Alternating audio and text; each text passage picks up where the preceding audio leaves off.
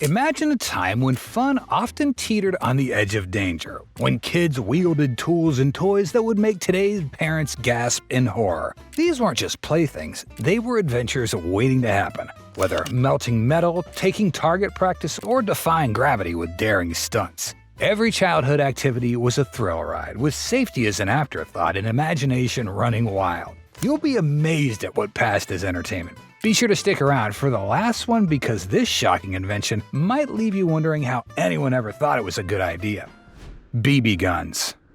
Can you imagine the thrill of holding your own rifle to see if you're an elite marksman like the cowboy western hero the Red Ryder?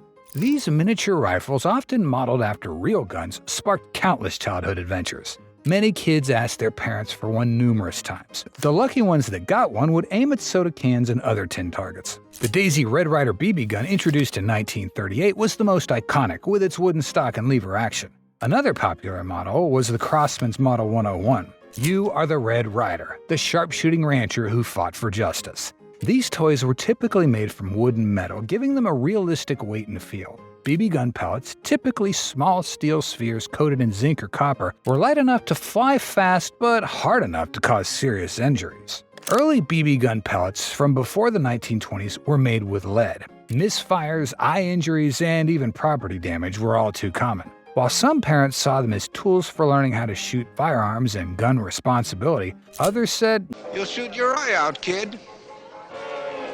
Despite the risks, every red-blooded American boy wanted one.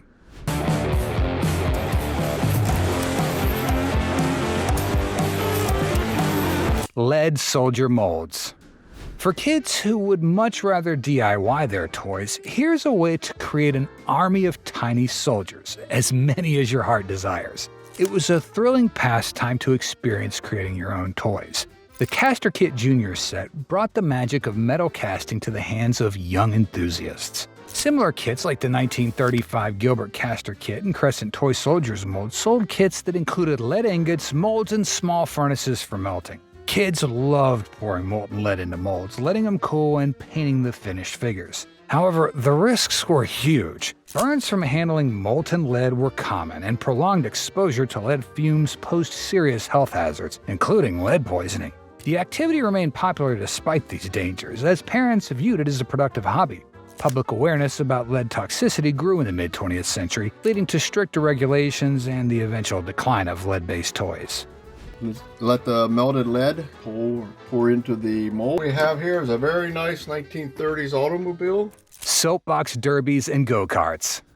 You could be fast and furious in your neighborhood or at the Soapbox Derby. A few toys, such as a homemade wooden go-kart, brought the entire neighborhood together. Kids spent weeks building their racers from wooden crates, planks, wheels, and other salvaged parts. Most kids raced each other down the street, often with a group of kids giving a push start and propelled by gravity. The thrill of racing downhill was unmatched, but the risks were high. These vehicles often lacked proper brakes, and faulty steering mechanisms led to frequent crashes. Injuries ranged from scrapes and bruises to serious collisions. The fun only ended when you were seriously hurt or totaled your vehicle. If you honed your skills, you can build a soapbox racing car and compete at the Soapbox Derby in Akron, Ohio. Go-karting and soapbox derbies quickly swept the nation and became a cultural phenomenon. Here they go. Look at those cars traveling. Chalks. What seemed like a harmless tool for drawing on classroom boards and sidewalks carried hidden dangers. Chalk represented endless possibilities for hopscotch grids, colorful murals, and a quick game of tic-tac-toe. Early chalks were made from calcium carbonate and sometimes mixed with toxic lead-based pigments to enhance their vibrant colors. Crayola, Milton Bradley, and Binney & Smith were the go-to brands. Their soft texture made them easy to use, but the dust they produced posed significant health risks. Not to mention getting the residue all over your hands and clothes and then touching your eyes and mouth. Now, who wants to clean the erasers? Teachers would crack open a window and let kids clean the erasers by clapping them together. The air would be filled with chalk dust and it would blow back into the classroom on a windy day. Inhalation of chalk dust over time, especially in poorly ventilated spaces, could lead to respiratory issues. Yet no one gave much thought to these risks at the time. It was all part of a typical day at school. Is it okay if we get it on my hands? Yeah, that's okay. Nice. Lead-painted toys. If you made lead-based toys, you or your younger sibling might have been tempted to chew on them. Brightly colored toy trains, dolls, and cars were staples of pre-war childhoods. Toy trains by Lionel, tin soldiers, and military figures and dinky toys were particularly sought after, their vivid paint jobs making them irresistible. These toys were made from wood or metal and coated in lead-based paints that gave them bright, shiny finishes. Unfortunately, many children wanted to taste the rainbow and put these toys in their mouths, leading to chronic exposure to lead. Symptoms of lead poisoning, such as developmental delays and other health issues, were often overlooked or misdiagnosed. While the dangers of lead paint were understood in some circles, widespread action didn't come until decades later when stricter regulations finally banned its use in toys. I think this is a Model T car, I believe. Check it out, guys. Pretty cool. Slingshots. If your parents didn't let you have a Red Ryder BB gun, nothing would stop you from doing the next best thing, and that was to make your target practice weapon. Slingshots were the perfect blend of simplicity and power, making them a favorite for adventurous kids. Many were homemade from fork branches crafted with rubber strips. Although the commercially made slingshot didn't take off until after World War II, the zip-zip slingshot was popular.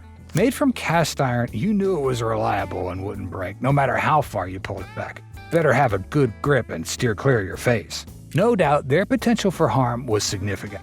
Broken windows, bruises, and eye injuries were common, and in some cases, slingshots were even used to harm animals. While some parents banned them outright, others viewed them as harmless fun.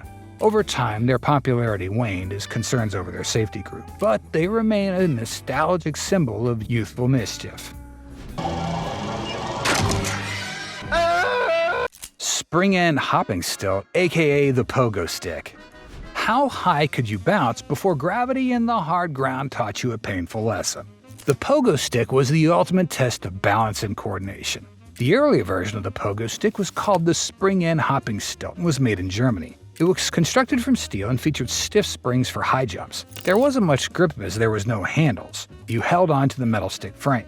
It wasn't until 1957 that the pogo stick got its name and refinement with two handlebars. Kids spent hours challenging themselves to go higher and farther, but the fun came with significant risks. Falls were common, often resulting in sprains, broken bones, or even concussions. They didn't have helmets back then. Despite these injuries, adults wouldn't let kids have all the fun. They joined in as well. Over time, improvements such as padded handles and better foot grips were introduced, though these enhancements didn't make them much safer. Gravity has never gone undefeated.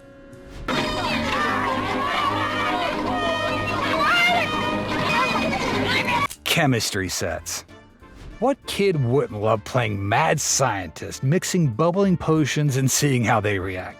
The allure of bubbling beakers and colorful reactions was irresistible to budding young scientists. A.C. Gilbert chemistry set and Porter Chemical Company Chemcraft kit dominated the market. These kits often included dangerous substances like sulfur and potassium nitrate, which is explosive when combined with other elements. Some kits even contained small amounts of radioactive uranium ore. Homemade chemistry sets using household items or school labs were also common. The best-selling kits included glass test tubes, Bunsen burners, and detailed manuals. However, burns, explosions, and exposure to toxic fumes were frequent dangers. Parents often didn't know what their kids were up to until an accident happened. Eventually, mounting injuries prompted manufacturers to remove the most hazardous substances from the sets. If you mix those together, you should get cyanide gas and it would kill you. Gag Novelty Toys. Like YouTubers who like to prank unsuspecting victims, kids back then enjoyed pulling pranks too.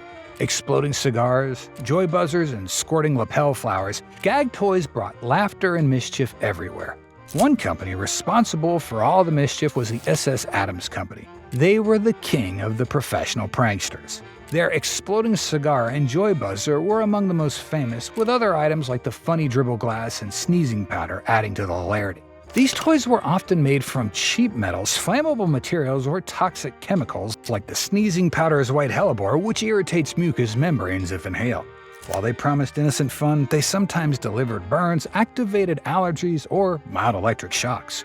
Despite their potential hazards and the threat of catching a beating, the popularity of gag toys soared, as the payoff of laughing at others' expense was worth it in the eyes of the prankster. Safety warnings were rare, and pranks were seen as harmless entertainment.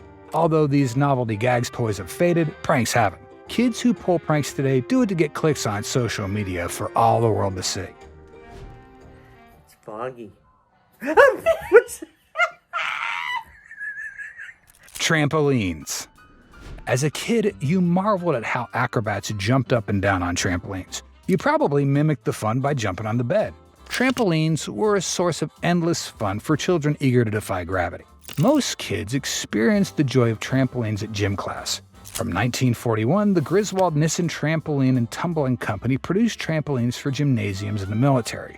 They were made from metal frames, coiled springs, and canvas or mesh mats featuring grommets along the sides. These trampolines were often built solid and made to withstand heavy use. Trampolines for home backyard recreation didn't happen until the late 40s, like the ones you can get at Sears without a cage net enclosure. Warnings about trampoline safety were sparse, as you could get caught in the spring between the frame and the canvas mesh or launch out of the trampoline.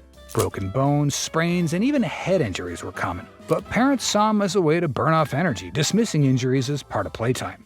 Over time, introducing safety features helped reduce risks, but early trampolines were a testament to the carefree attitudes of the past.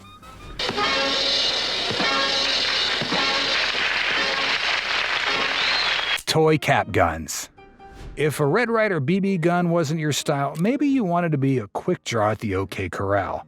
Back then, there were plenty of toy cap guns to choose from. Toy guns allowed children to reenact their favorite cowboy adventures, be gangsters, or reenact wartime battles. Models like the Hubley Colt 45 cap gun, Kilgore Ranger cap gun, and Mattel's Fanner 50 were hugely popular, with realistic designs and cap mechanisms that produced loud, satisfying pops. These toys, made from cast iron, aluminum, or plastic, often included gunpowder caps for added realism. It doesn't get more real than that. However, burns, accidental fires, and hearing damage were common. Despite these risks, toy guns remained beloved, symbolizing adventure and imagination. There were some concerns about their safety and influence. Nah, not really. They continued to dominate toy shelves for many decades. All of Mattel's shoot and shell fanners and holsters carry the true stamp of the Old West. Gilbert glass blowing set. What child wouldn't want to create art like blowing bubbles?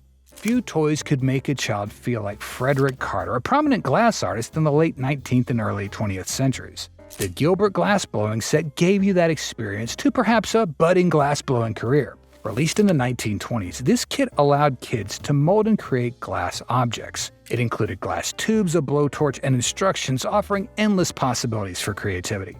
The set was marketed as an educational toy, inspiring future chemists and glassmakers. However, many can't be like Frederick because the risks are extraordinary. Handling high temperatures and working with molten glass led to burns, cuts, and even fires. Despite these dangers, the kit was a bestseller. However, seeing what their kids made, their parents prefer to buy their glassware from Sears or Montgomery Ward.